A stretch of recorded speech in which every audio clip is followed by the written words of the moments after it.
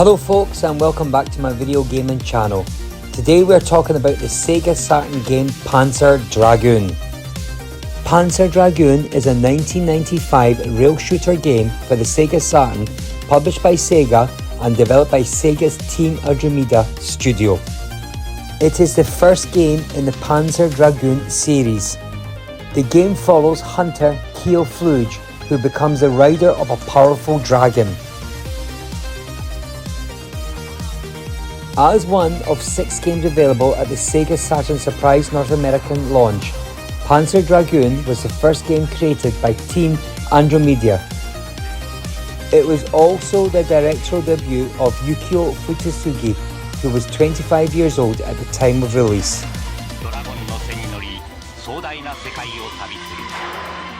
Panzer Dragoon すごいソフトはセガサターンから Panzer Dragoon is set in the distant future, thousands of years after a great war between humans and their biological engineered weapons, when humans live in everything from small tribes to large nations.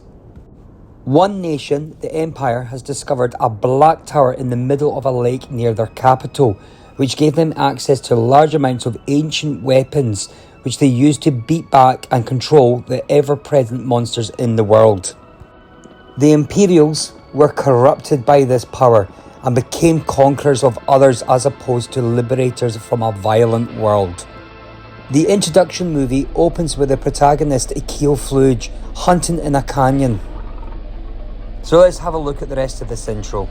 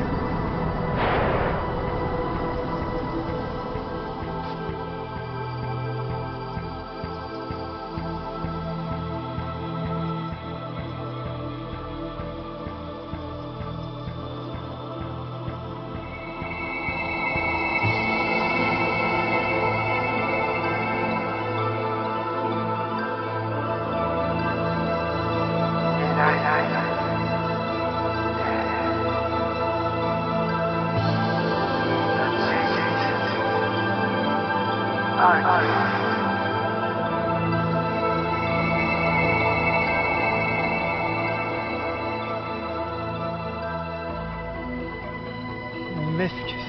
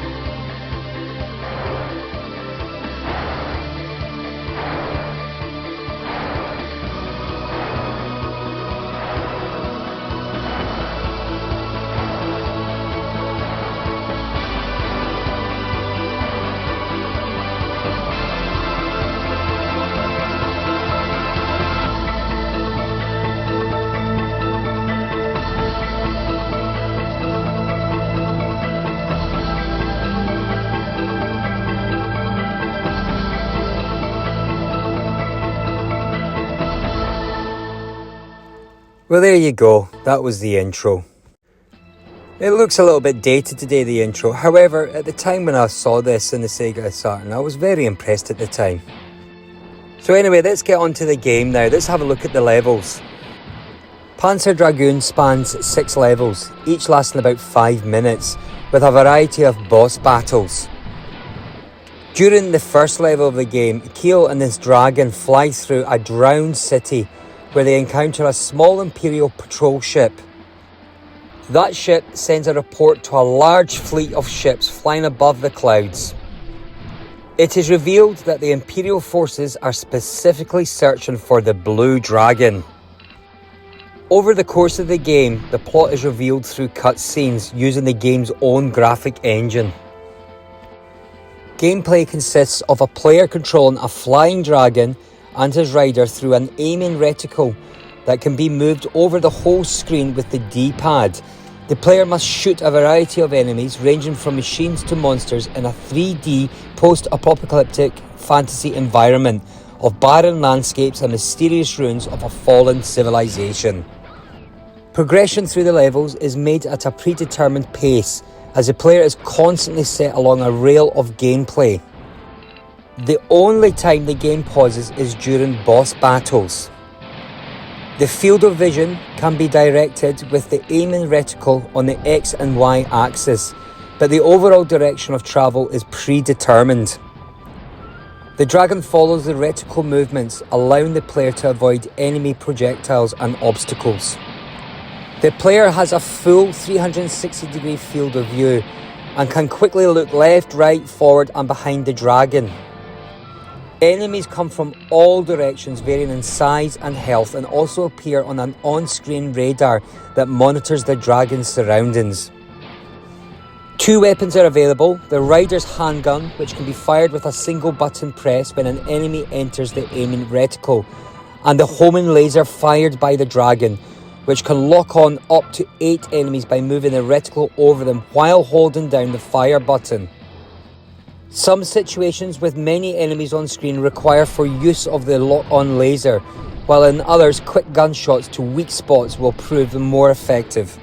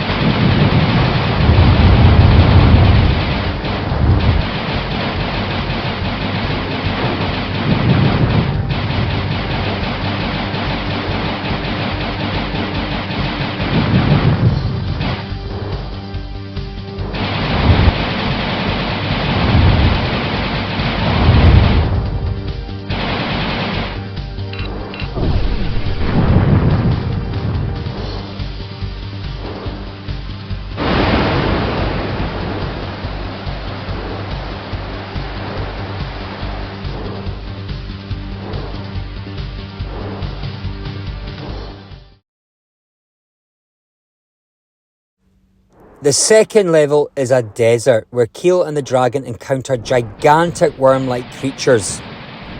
At the stormy edge of the desert, they are confronted by the Black Dragon, which is defeated and speeds away. Very exciting. Very, very exciting.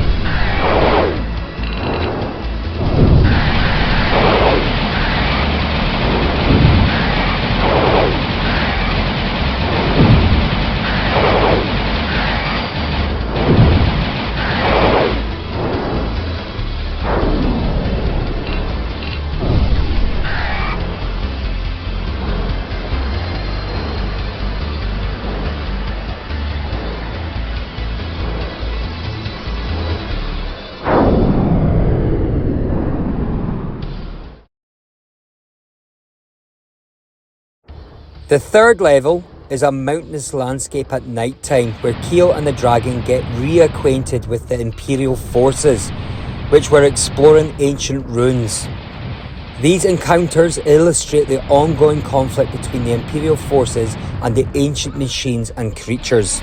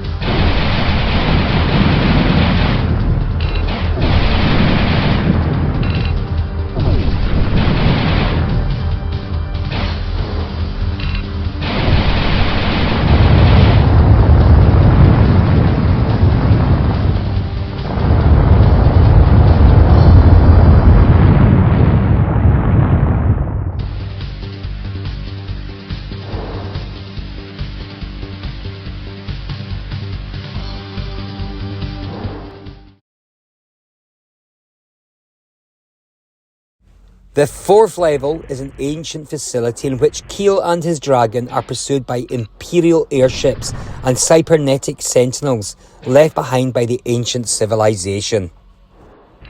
Let's have a look at this.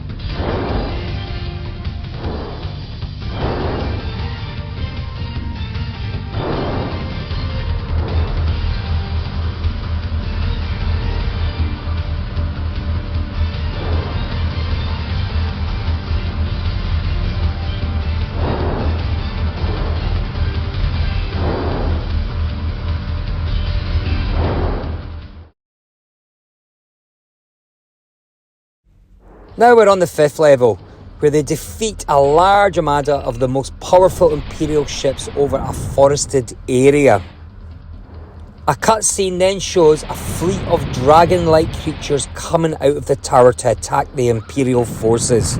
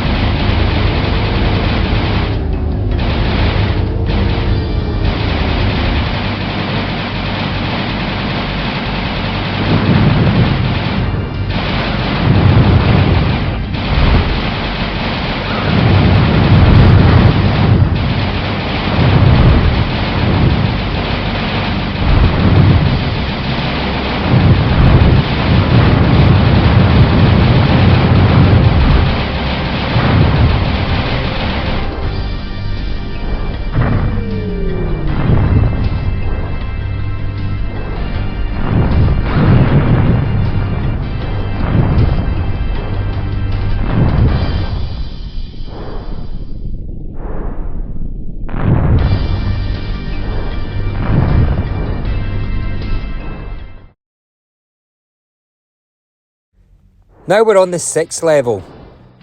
The 6th level features the Black Dragon and Keel racing through the battle-scarred Imperial capital. During this, they are both waylaid by the creatures and machines seen attacking the Imperial fleet around the tower, while also being fired on by the Imperial defences.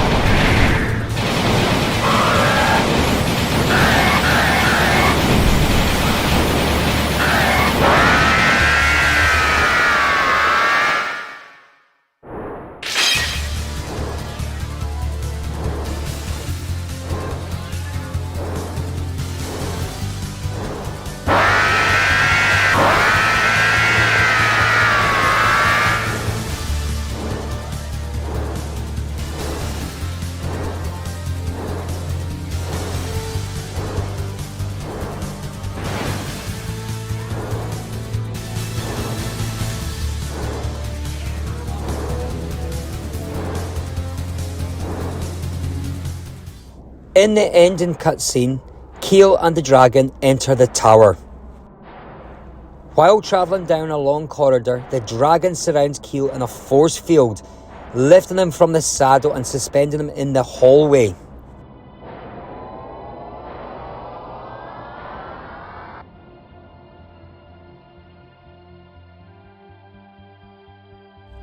Keel watches as the dragon continues onto the core of the tower.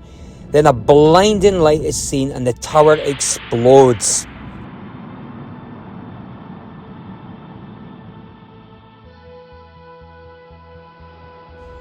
Keel wakes up sometime later in a desert near the ocean.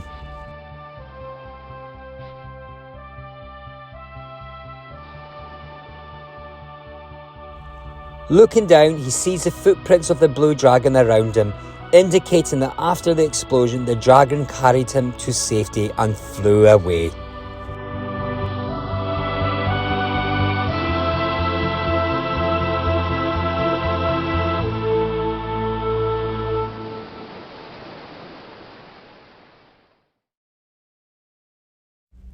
Well, there you go, that was the levels. Now listen, let's talk about the review. What do I actually think of this game? Panzer Dragoon received positive reviews both in 1995 and in retrospective coverage. Though sales were not as high as Sega expected, possibly due to the success of that Sony PlayStation console over the Saturn. However, it was successful enough that they continued to make further sequels for the game. It never really exploded beyond a cult hit with the Sega fanbase, but played today, Panzer Dragoon is still a phenomenal game, as a piece of gaming art that is well worth returning to even after 28 years. What really pushes the game is the art direction. Even on the Saturn, a machine that never really deserved or received a reputation for 3D, Panzer Dragoon is a beautiful experience. The game is set in an alien world where the once dominant civilization is long into its decline. We can see this with the once magnificent buildings which are now sinking into the oceans. Ancient temples are dark with disuse. But while culture and architecture fades, the weapon systems that help bring about the downfall of civilization are being resurrected by your enemies.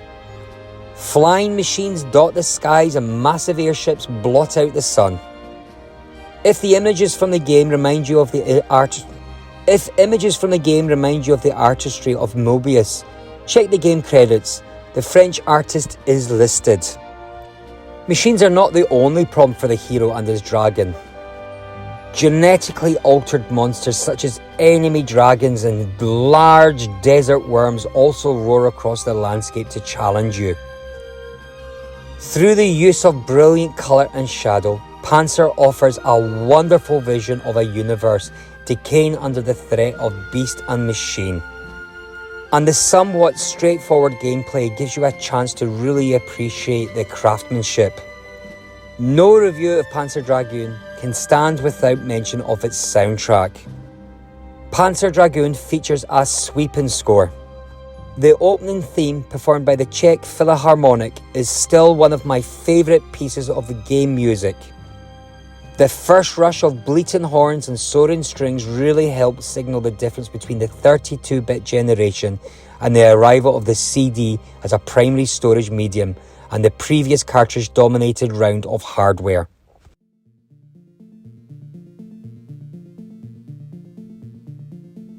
The Panzer Dragoon series remains a favourite amongst Sega fans and many hardcore gamers. While the later entries would outstrip the original in both gameplay and graphics, there is still something special about this springboard. The soundtrack, the art direction, and fluid but simple gameplay came together in a near-perfect package. The fact that Panzer Dragoon holds up as well in 2023 as it did in 1995 is just testament to the staying power of good art and tight gameplay. If you miss Panzer Dragoon for any reason, then I really do recommend that you give this game a go. Therefore, I'm going to rate this game 8 out of 10 stars.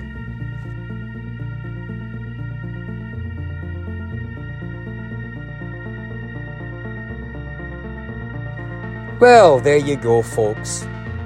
That was my short review of the Panzer Dragoon on the Sega Saturn. If you liked this video, then please press the like button. You can also leave a comment. I'll certainly try to get back to you. However, it would be brilliant if you would subscribe to my channel and join my gang. See you later, guys. Until the next time, bye-bye.